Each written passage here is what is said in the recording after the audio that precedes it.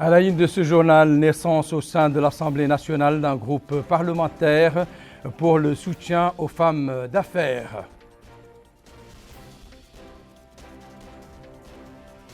Le département de la santé organise un atelier de restitution de l'étude sur l'élaboration d'une carte sanitaire. La région de Nouakchott lance une campagne de lutte contre les moustiques qui va se poursuivre pendant 15 jours.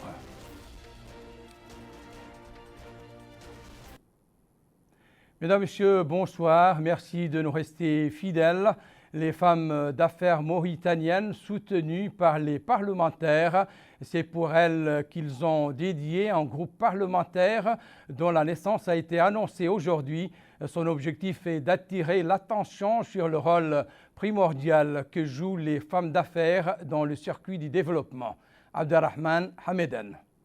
Faciliter l'accès de la femme aux différents domaines économiques de développement et des droits de l'homme et renforcer son autonomisation, tels sont les objectifs de la création du groupe parlementaire pour le soutien des femmes d'affaires aujourd'hui à l'hémicycle de l'Assemblée nationale. Dans un mot pour l'occasion, le vice-président de l'Assemblée nationale, Hamadi Ouilmoïmou, a indiqué que l'accès de la femme mauritanienne au monde des affaires reste en deçà du niveau normal, espérant que ce groupe parlementaire contribue à encourager et à faciliter l'accès des femmes au monde des affaires.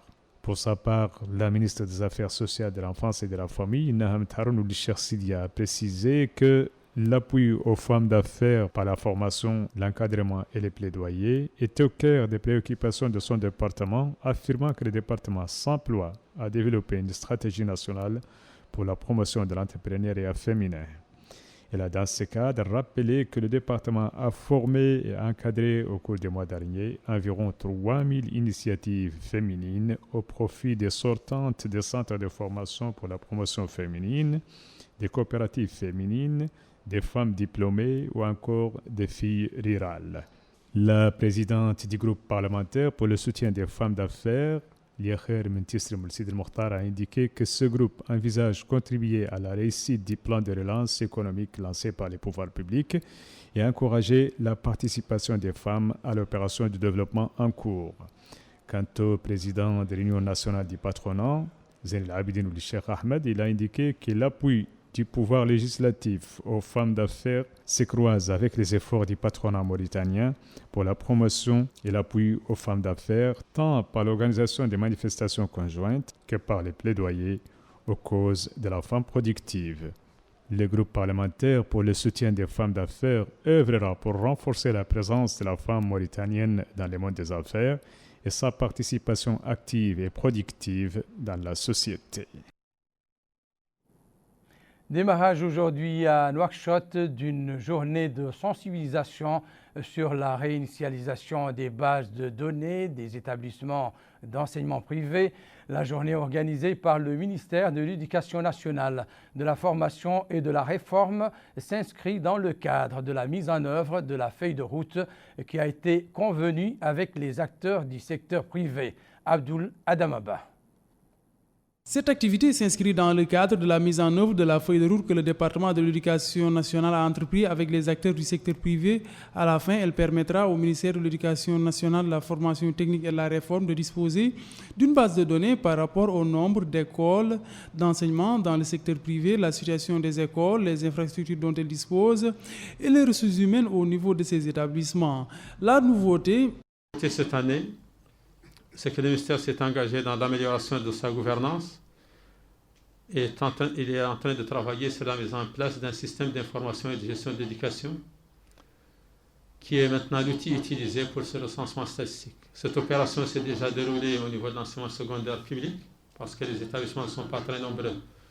Donc aujourd'hui, toutes les données de l'enseignement secondaire public sont déjà dans des SIG. L'opération a été engagée dans le sous-secteur de l'enseignement fondamental public. Elle touche à sa fin. D'ici 2-3 jours, je pense que la collecte des informations va s'achever. Et nous voulons faire le même exercice au niveau de l'enseignement privé. Donc cette opération est prévue pour se dérouler entre demain, pour débuter demain et se dérouler ces 5 jours. Durant cette journée de sensibilisation, plusieurs exposés ont été présentés sur la situation de la carte scolaire, la représentation des écoles. En plus, les participants ont été familiarisés avec le système SIGE de ce département qui constitue un système d'information et de gestion des écoles. Autre atelier, celui organisé par le ministère de la Santé sur la restitution de l'étude sur l'élaboration d'une carte sanitaire. Le but est de favoriser l'accès des populations, particulièrement les populations vulnérables, à des services de santé de qualité. La rencontre, qui durera 2 jours, se penchera sur les grands enjeux sanitaires et une programmation des actions futures. Malika Narli. L'atteinte de la couverture universelle aux services essentiels de santé à l'horizon 2030 est un engagement du gouvernement qui se heurte à des insuffisances qui ont amené le ministère de la Santé à réaliser une analyse exhaustive de l'existant. À cet effet, 2 jours durant, les participants sont appelés à analyser et décortiquer les données collectées sur l'ensemble du territoire national. L'exploitation de ces résultats vise à mettre en place un solide plan de couverture sanitaire. Le ministre de la Santé, M. Naderow Ould-Hamid, souligne que cette carte sanitaire que nous vivons aujourd'hui est un outil fondamental pour la planification, la rationalisation de l'offre de soins et pour faciliter la prise de décision à tous les niveaux de la pyramide sanitaire en rendant disponible une offre équitablement répartie sur l'ensemble du territoire national dans un contexte caractérisé par la rareté des ressources. Il déclare lancer la restitution des résultats de cette étude qui conduiront à l'élaboration et à la consolidation d'un plan de couverture sanitaire pour les 10 prochaines années en conformité avec la politique du gouvernement en matière d'accès des plus vulnérables aux services de base, au premier chef desquels les services essentiels de santé. Le ministre souligne que les recommandations issues des travaux feront l'objet d'attention particulière, surtout qu'elles permettront à l'exercice en cours d'élaboration du PNDS 2021-2030, dont a été lancée la 2e et dernière phase la semaine passée, de disposer d'une solide base de programmation des ressources humaines et matérielles garantissant à notre système de santé la résilience nécessaire au vu des leçons apprises dans la gestion de la COVID-19. La préservation de la population mauritanienne des affres de cette pandémie, grâce aux efforts du gouvernement, a été saluée avant que l'accessibilité à des services de santé de qualité ne soit soulignée par son Excellence M. Giacomo Durazzo, ambassadeur chef de délégation de l'Union européenne en Mauritanie, au nom du groupe des partenaires techniques et financiers. L'accessibilité à des services de santé de qualité est tout à fait fondamentale pour les populations et constitue l'un des principaux défis à atteindre pour les années à venir afin de parvenir à la mise en place de la couverture sanitaire universelle comme envisagé par la politique sanitaire nationale à l'horizon 2030. La carte sanitaire est considérée comme l'outil fondamental pour la rationalisation de l'offre de soins pour la prise de décision à tous les niveaux de la pyramide sanitaire. Sans une rationalisation des ressources, l'objectif qui vise à la qualité de prestation de santé n'est atteignable dans aucun système sanitaire.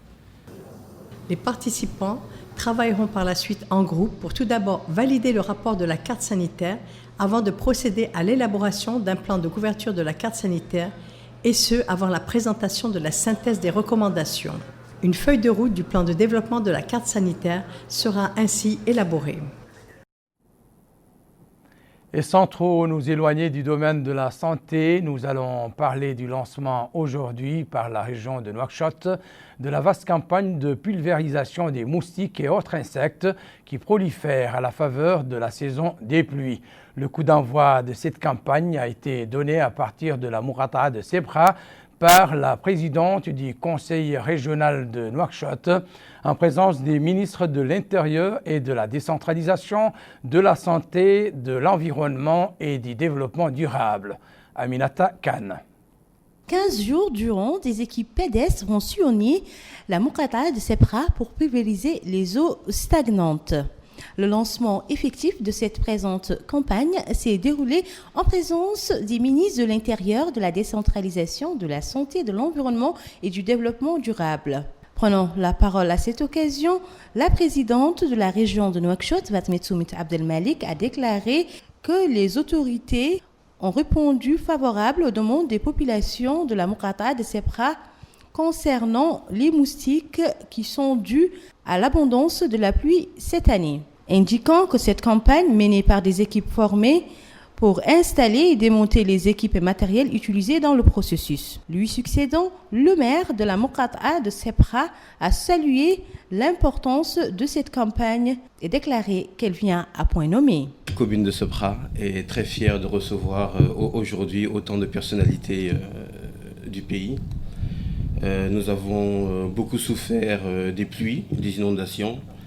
Et nous avons eu une aide et un soutien direct de M. le ministre de l'Intérieur qui est là, et également du ministre de l'Hydraulique qui n'est pas là aujourd'hui, mais que je tiens à saluer. La mairie, en coopération avec M. le Wali et M. le Préfet, n'a pas ménagé ses efforts pour essayer d'alléger la souffrance pour les populations. Et cet atelier, ou en tout cas cette activité qui est menée aujourd'hui par la région, vient à point nommé, pour reprendre l'expression de la présidente, vient à point nommé parce qu'on était un peu démunis et on ne savait plus trop quoi faire. Donc c'est pour moi un exemple très intéressant de collaboration entre deux institutions décentralisées. Donc je salue cette action de Madame la Présidente et je souhaite que la région de Nouakchott soit encore plus forte que cela. Et je sais que la Présidente souhaite également que les mairies soient encore plus fortes que cela. Et je pense que le ministre de l'Intérieur sera ravi d'avoir des mairies fortes et des régions fortes. Les matériaux utilisés dans cette campagne organisée par la région de Nouakchott pour lutter contre les moustiques sont des matériaux biologiques respectueux de l'environnement et ne contiennent aucun résidu sur l'homme. Une association dénommée l'Association mauritanienne pour la natation et le sauvetage a disponibilisé du matériel pour participer à cette présente campagne. L'actualité du Covid-19 est marquée ces dernières 24 heures par 13 nouveaux cas déclarés de cette pandémie dans notre pays et 4 nouvelles guérisons. Retenez bien le nom de ce martyr, El Mouloud ou El Mohamed ou El Ibrahim. C'est celui que porte désormais l'avenue située près du carrefour de Oul Badou dans la Muqata'a de Dar Naïm. Le baptême de cette avenue a été célébré ce matin par la commune de Dar Naïm en collaboration avec la Zawiya du Faqih Mohamed Abdelrahman Oul Moubarak Oul El Yemin. Abdul Adamaba.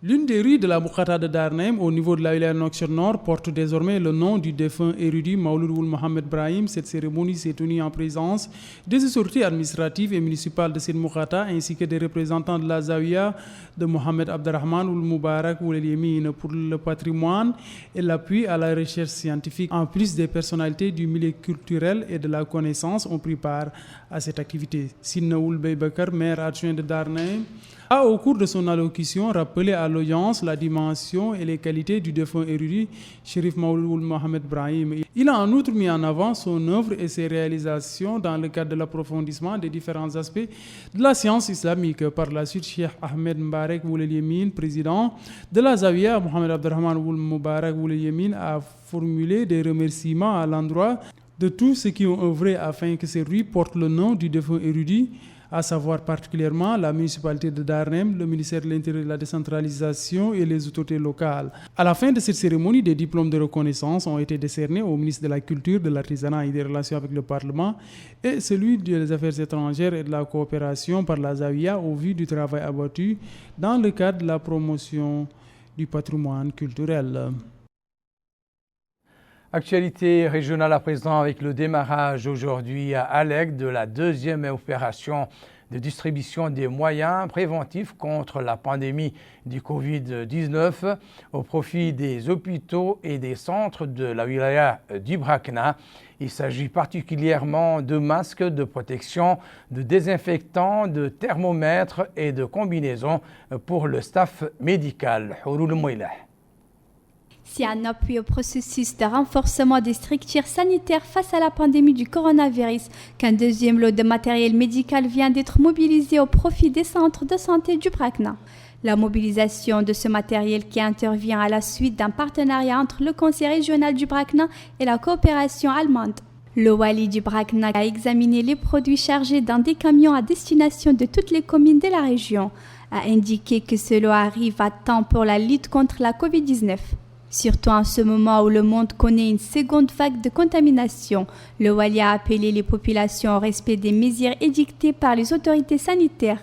M. Mohamed Mokhtar Baba a remercié le conseil régional pour les efforts déployés. Pour sa part, le président du conseil régional du Brakna a indiqué que ce lot de matériel médical vient accompagner les efforts déployés par les pouvoirs publics pour faire face à la pandémie. Il a ajouté qu'il s'agit du deuxième lot offert par la GIZ et qu'il se particularise par la couverture de 11 communes qui n'ont pas encore bénéficié de cet appui. Il contient des produits diversifiés dont des thermoflash et des masques qui seront utilisés dans les écoles et dans les centres de santé. Rappelons par ailleurs que le conseil régional du Brakna a tenu sa session ordinaire pour l'année 2020. L'ordre du jour de celle-ci a porté sur la situation générale dans la région et l'adoption de son budget pour l'année 2021. La Mourata de Magama dans la wilaya du Gorgol continue de vivre à l'heure des mesures sécuritaires et sanitaires dictées par la pandémie du coronavirus. Ces mesures visent à protéger la population de cette Mourata frontalière contre les infiltrations de personnes pouvant être infectées par le virus. Fatimetou Moulaïzen. Contrée frontalière lointaine, la Moukata de Magama reste au regard de sa position géographique et d'échanges et flux commerciaux de son marché central, un exemple pertinent des mesures sécuritaires imposées par la pandémie du Covid-19. Les mesures sécuritaires et gestes barrières préoccupent l'esprit des populations, particulièrement les usagers du marché, qui connaît d'intenses mouvements de va-et-vient.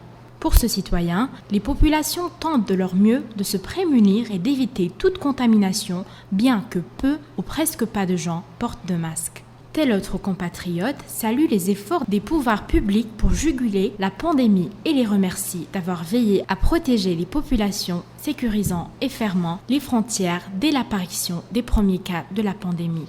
L'adjoint au Hakem de Magama, M. Mohamed Salim Sidi Mohamed Ma'loum, déclare que les frontières ont été fermées au niveau de la Moukataha dès l'apparition du premier cas du coronavirus, mi-mars dernier. Il ajoute qu'une large campagne de sensibilisation a été lancée par l'État afin d'éviter la propagation de cette pandémie. C'est dire que la sécurité et la quiétude sont un souci fort présent dans les esprits des citoyens malgré les mesures préventives imposées par les autorités administratives et sécuritaires au niveau de Magama pour les protéger de cette pandémie qui n'en finit pas. Avant de nous séparer, le rappel des principaux titres de cette édition. Naissance au sein de l'Assemblée nationale d'un groupe parlementaire pour le soutien aux femmes d'affaires. Le département de la santé organise un atelier de restitution de l'étude sur l'élaboration d'une carte sanitaire.